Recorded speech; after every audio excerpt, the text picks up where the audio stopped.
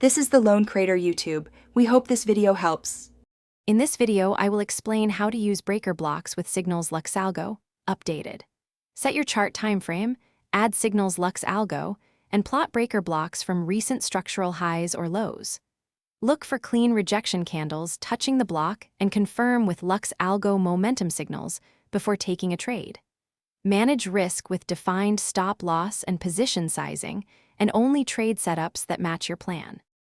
To draw breaker blocks, start by identifying the last failed move that caused a clear structure change on your chart.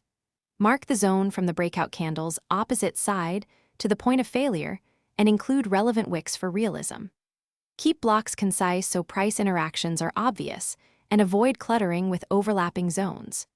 This clarity helps Signals LuxAlgo provide cleaner confirmations and reduces false signals when you analyze entries. If you're finding this video helpful, please subscribe and like. It really supports the channel and helps me make better tutorials. Quick recommendation.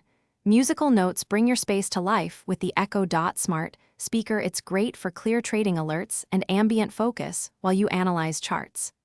Check the description for the link and other deals, and now let's get back to the video.